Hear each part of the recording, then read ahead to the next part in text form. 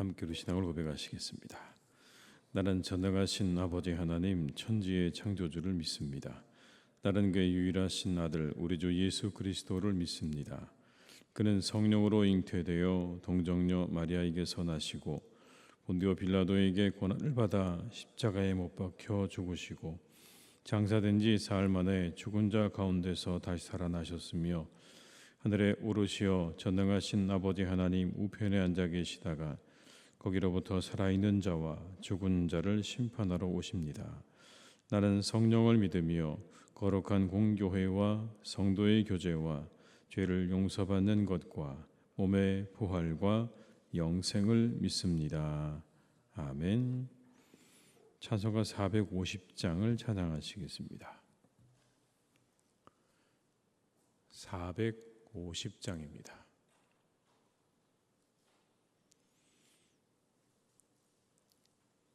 450장을 함께 찬양하시겠습니다. 내 평생 소원이거분 주의 일하다가 이 세상 이별하는 날 주 앞에 가리라. 꿈같이 헛된 세상 일 취할 것 무엇냐. 이 수고함만 하여도 헛된 것뿐일세. 불같은 시험 마느라 겁내지 맙시다. 구주의 권능 크시니 이기고 남겠네. 금보다 귀한 믿음은 참 보배 되도다. 이 진리 믿는 사람들 다 복을 받겠네. 살같이 빠른 광음을 주 위에 아끼세. 온 몸과 마음을 바치고 힘써서 일하세. 다시 한번 찬양하시겠습니다. 내 평생 소원이거분 주의 일하다가 이 세상 이별하는 날 주 앞에 가리라. 꿈같이 헛된 세상 일 취할 것 무엇냐. 이 수고함만 하여도 헛된 것뿐일세. 불같은 시험 마느라 겁내지 맙시다. 구주의 권능 크시니 이기고 남겠네. 금보다 귀한 믿음은 참 보배 되도다. 이 진리 믿는 사람들 받겠네. 살같이 빠른 광음을 주 위에 아끼세. 온 몸과 마음을 바치고 힘써서 일하세.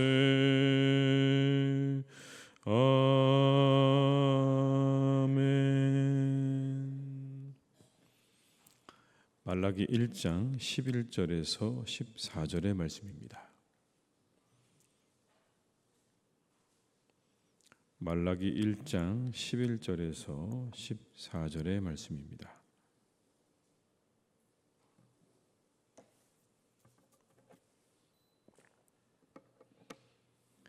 말라기 1장 11절에서 14절의 말씀을 함께 봉독하시겠습니다.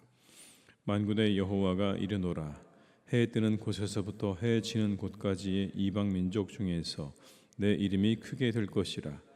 각처에서 내 이름을 위하여 분향하며 깨끗한 제물을 드리리니 이는 내 이름이 이방 민족 중에서 크게 될 것임이니라. 그러나 너희는 말하기를 여호와의 식탁은 더러워졌고 그 위에 있는 과일 곧 먹을 것은 경멸이 여길 것이라 하여 내 이름을 더럽히는도다. 만군의 여호와가 이르노라. 너희가 또 말하기를 이 일이 얼마나 번거로운고 하며 코웃음치고 웃음 가져왔느니라. 너희가 이같이 봉헌물을 가져오니 내가 그것을 너희 손에서 받겠느냐. 이는 여호와의 말이니라. 짐승떼 가운데 수컷이 있거늘 그 소원하는 일에 흠 있는 것으로 속여 내게 드리는 자는 저주를 받으리니 나는 큰 임금이요 내 이름은 이방 민족 중에서 두려워하는 것이 됨이니라. 만군의 여호와의 말이니라. 아멘. 하나님은 영이시니 예배하는 자가 영과 진리로 예배할지니라고 말씀하셨습니다. 그런데 그 말씀에 앞서서 이런 말씀이 나옵니다. 이 산에서도 말고 예루살렘에서도 말고 너희가 아버지께 예배할 때가 이르리라. 장소가 중요한 것이 아니라는 그런 말씀이죠. 이 산도 아니고 예루살렘도 아니고 하나님께 예배할 때가 올 거다. 그리고 이어서 나오는 말씀이 이것입니다. 사람들이 하나님 앞에 영과 진리로 예배할 것이다. 그런데 이 예수님의 말씀이 이미 말라기 선지자의 입을 통해서 예언되고 있습니다. 11절의 말씀을 제가 다시 읽어드리겠습니다. 만군의 여호와가 이르노라. 해 뜨는 곳에서부터 해 지는 곳까지의 이방 민족 중에서 내 이름이 크게 될 것이라. 각처에서 내 이름을 위하여 분향하며 깨끗한 제물을 드리리니 이는 내 이름이 이방 민족 중에서 크게 될 것임이니라. 해 뜨는 곳에서부터 해 지는 곳까지 온 세상에서 하나님의 이름이 크게 될 것이다. 그런 의미죠. 특히 여기에는 이방 민족 중에서라는 표현이 분명하게 담겨 있습니다. 해 뜨는 곳에서부터 해 지는 곳까지 그리고 이방 민족 중에서 내 이름이 크게 될 것이다.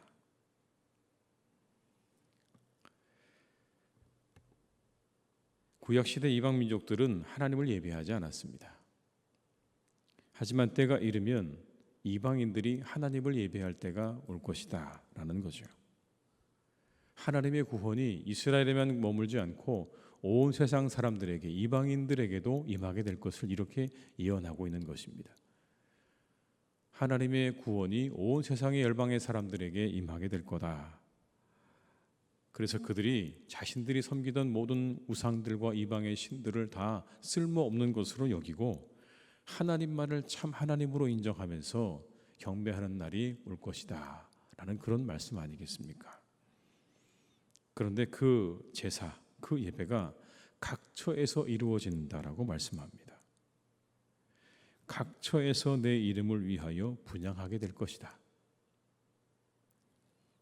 구약 성경에 의하면, 율법에 의하면 이스라엘 백성들은 아무 곳에서나 제사를 드릴 수가 없었습니다.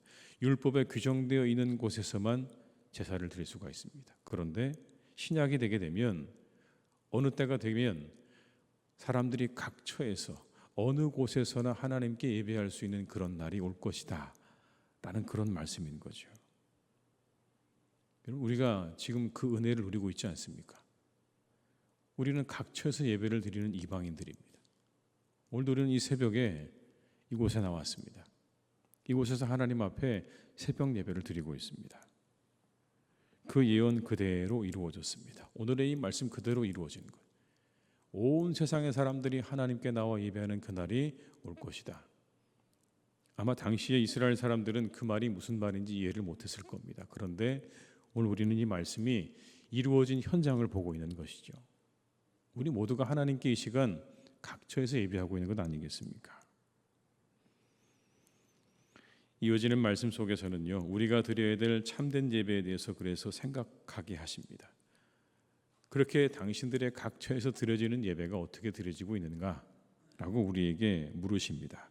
12절의 말씀을 함께 읽겠습니다. 그러나 너희는 말하기를 여호와의 식탁은 더러워졌고 그 위에 있는 과일 곧 먹을 것은 경멸히 여길 것이라 하여 내 이름을 더럽히는도다. 이걸 표준세 번역은 이렇게 말씀합니다. 그런데 너희는 주께 차려드리는 상쯤은 더러워져도 괜찮아 하면서 너희들도 싫어하는 음식을 제물이라고 그 위에 바치니 너희는 지금 내 이름을 더럽히고 있다. 하나님께 드려지는 것을 가볍게 여긴다는 것입니다. 하나님께 차려드리는 상은 조금 더러워도 괜찮아 라고 하면서 자신들도 싫어하는 음식을 하나님의 상에 올린다는 거예요. 자신들도 먹기를 꺼려하고 자신들도 싫어하는 그런 제물을 하나님 앞에 드리는 거죠. 그러면서 괜찮다고 말하는 겁니다. 하나님께 드려지는 그 예배를 아주 소홀하게 그렇게 드리는 장면이기도 하죠. 또 이 장면에서는 제사장들을 향한 하나님의 책망도 있는 겁니다. 그렇게 자신들의 책임과 관리하에서 하나님의 식탁에 더러운 것들이 올라가지 않도록 잘 살피고 그리고 그것들을 가르쳐야 됨에도 불구하고 그러한 것들이 드려지도록 했다는 것 자체가 하나님께 책망받을 일이다라는 그런 의미인 것입니다. 13절의 말씀을 제가 읽어드리겠습니다. 만군의 여호와가 이르노라 너희가 또 말하기를 이 일이 얼마나 번거로운고 하며 코웃음치고 훔친 물건과 저는 것 병든 것을 가져왔느니라. 너희가 이같이 봉헌물을 가져오니 내가 그것을 너희 손에서 받겠느냐 이는 여호와의 말이니라. 여러분 재미있는 표현이 하나 나오죠. 코웃음친다는 겁니다. 코웃음친다. 이것은 짜증스럽게 여기고 거추장스럽게 여긴다는 의미입니다. 하나님께 드리는 예배를 짜증스럽게 여기고 거추장스럽게 여긴다는 거예요. 누가 그런다는 것입니까? 유대 제사장들이 그런다는 겁니다. 하나님을 섬기는 거룩한 직분 그리고 그분께 드리는 제사 이건 이스라엘 백성들에게 있어서 아주 거룩한 것들입니다. 그런데 당시 제사장들은 그런 거룩한 직분과 거룩한 예식을 번거롭게 여겼다는 거예요. 이 일이 얼마나 번거로운고 하면서 그렇게 번거롭게 여기면서 코웃음을 쳤다는 겁니다. 짜증스럽게 여기고 거추장스럽게 여겼다는 거예요. 내가 또 이 일을 또 해야 하는구나. 당연히 제물도 아무거나 함부로 바쳤겠죠. 그들은 하나님께 대한 제사를 억지로 드리면서 한편으로는 그것을 경멸하는 소홀히 여기고 무시하는 마음을 가지고 있었던 것이 분명합니다. 14절의 말씀을 한번 같이 읽어보시겠습니다. 짐승떼 가운데 수컷이 있거늘 그 소원하는 일에 흠 있는 곳으로 속여 내게 드리는 자는 저주를 받으리니 나는 큰 임금이요 내 이름은 이방 민족 중에서 두려워하는 것이 됨이니라. 만군의 여호와의 말이니라. 서원제를 드리는 사람은 흠없는 수컷을 제물로 드려야만 됐습니다. 그런데도 불구하고 자신의 가축대 중에 흠없는 수컷이 없어서 흠 있는 것으로밖에 드릴 수 없는 것처럼 제물로 드렸다는 겁니다. 여러분 누구를 속이고 있는 겁니까? 하나님을 속이고 있는 거예요. 분명히 흠 없는 수컷들이 많은데도 불구하고 그게 없어서 나는 어쩔 수 없어서 흠 있는 걸 드릴 수밖에 없습니다 라고 하나님을 속이고 제사장들을 속이면서 그렇게 하나님 앞에 제물을 드리는 이 장면을 이야기하고 있는 겁니다. 하나님을 속이고 있는 거죠. 이 구약의 장면을 오늘 우리에게 가져와 본다면 우리도 혹 하나님께 드리는 예배를 소홀히 여기고 귀찮게 여기는 것은 아닌가라고 물어볼 수 있습니다. 하나님께 차려드리는 상은 더러워도 괜찮다고 한 것처럼 하나님께 드리는 예배를 가볍게 여기는 거예요. 시간을 내어서 드리는 게 아니라 시간 나면 드리는 것으로 여기기도 합니다. 예배를 시간을 내어서 드려야죠. 내 시간을 들여서 예배를 드려야 되는데 그게 아니고 시간이 나면 예배를 드리는 겁니다. 완전히 주객이 전도가 된 거죠. 나를 드린다는 마음이 아니라 평가자로 앉아서 예배를 드리고 있는 거예요. 이건 잘 됐고 저건 잘못됐고. 여러분, 예배는 우리를 하나님께 드리는 겁니다. 그 시간에 앉아서 누군가를 평가하고 있는 게 아니고요. 어떤 일을 평가하는 게 아니라 하나님께 나를 드리는 시간입니다. 심지어 제사를 드리면서 코웃음 치는 제사장들처럼 예배를 짜증스럽고 거추장스럽게 여기기도 합니다. 만약 그렇다면 그 예배는 오늘 본문의 제사와 다르지 않습니다.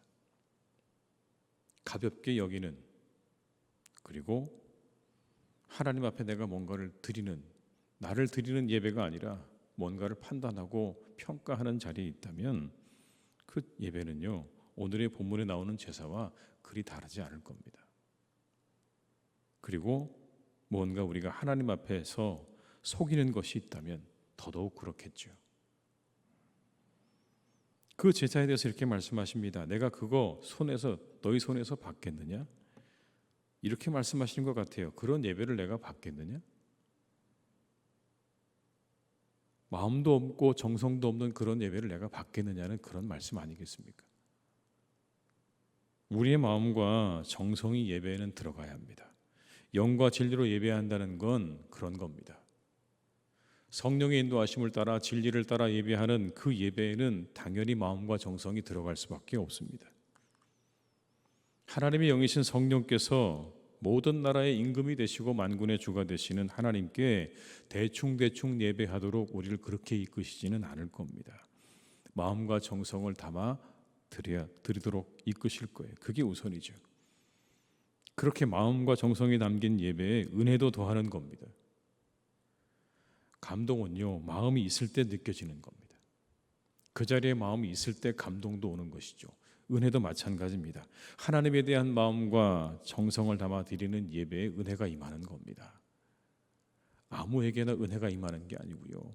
하나님을 향한 정성을 담아서 마음을 담아 드리는 그 예배 가운데 하나님의 은혜가 그 사람 위에 임하게 되는 것입니다. 날마다 우리가 드리는 예배에 마음과 정성을 담아 드리시기를 주님의 이름으로 축복합니다. 그 예배를 통해서 큰 은혜를 누리시기를 주님의 이름으로 축복합니다. 오늘의 말씀을 기억하면서 나의 예배는 어떠한가? 내가 하나님 앞에 정말 어떻게 예배를 하고 있는가? 혹 이 본문에 나오는 말씀처럼 내가 그 예배를 받겠느냐? 라고 한다면 우리가 우리 예배를 바꾸어서 우리 예배 가운데 우리의 마음과 정성을 듬뿍 담아 드릴 수 있는 우리 모두가 다 될 수 있기를 주님의 이름으로 축원합니다. 기도하시겠습니다.